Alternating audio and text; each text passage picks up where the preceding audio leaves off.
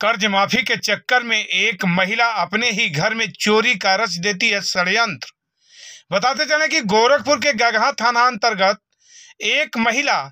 जो समूह में कार्य करती थी और समूह से कर्ज भी ले चुकी थी, जिसको माफ कराने के चक्कर में महिला ने अपने घर में चोरी का षड्यंत्र रच दिया। बताते चलो उस महिला के बयानों के द्वारा, उसके पुत्र के बयान के द्वारा यह स्पष्ट होता है कि उसके घर में रात को करीब 4 बजे अज्ञात 3 लोग आते हैं और सीढ़ी के रास्ते जब घर में घुसते हैं तो उस औरत का मुंह बांध देते हैं और कहते हैं कि घर के अंदर जितना नकदी है, जितना जेवर है सब दे दो, नहीं तो गोली मार दूंगा। इस महिला ने सब कुछ दे देती है और अगले दिन पुलिस में रिपोर्ट करती है गगहा थाने में कि मेरा सब कुछ लुट गया, और फिर इसी आधार पे उस समूह में भी अपना एक पत्र दायर करती है जिससे उसका कर्ज माफ हो जाए। समूह में, जिस समूह में महिला कार्य करती थी, उस समूह का नियम था कि उसके घर में अगर चोरी हो गया तो उसके सारे कर्जे माफ हो जाएंगे। बस इसी के लालच में महिला ने रच दिया चोरी का इतना बड़ा षड्यंत्र। और आजकल जो चोरियां हो रही है, क्या इसी तरह से हो रही है? लोग सीढ़ी के रास्ते घर में घुसते थे,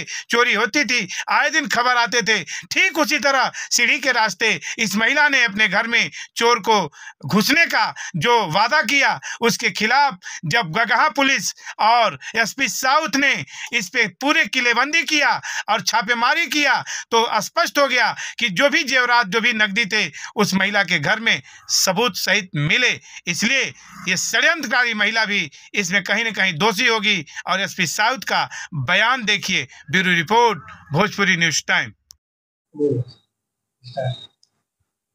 ये थाना गगहा क्षेत्र में कल एक महिला कनिता देवी पत्नी राम लक्ष्मण जो गुहार मेदिया की रहने वाली है, उसके द्वारा थाने पर एक सूचना तहरीर के रूप में दी गई थी कि उसके घर पर रात्रि में सुबह लगभग 4 बजे के आसपास 3 अज्ञात व्यक्ति छत के रास्ते आए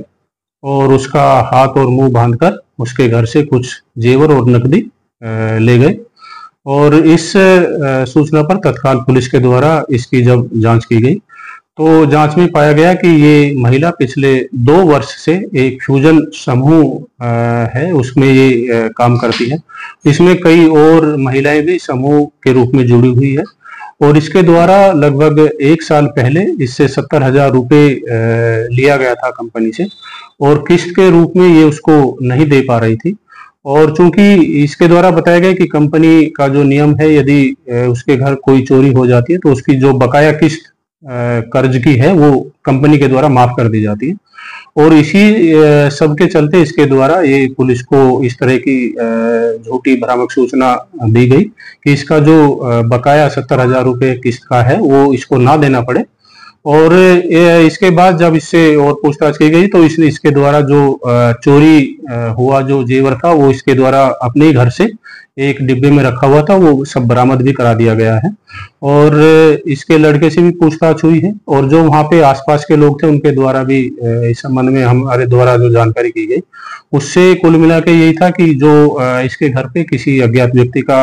होना, आना और जाने का कोई उस तरह का नहीं पाया गया। तो हमें शुरुआत में घटना थोड़ी संदिग्ध लगी और इसी पे हमने जब गहराई से इसकी छानबीन की तो ये सब निष्कर्ष सामने आया। और अब इसमें के द्वारा जो दूसरी हमें तहरीर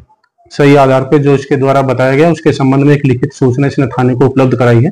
जिसमें सारी सूचना इसके द्वारा बताया गया कि कैसे इसमें किस वजह से इसके द्वारा झूठी सूचना थाना पुलिस को दी गई थी।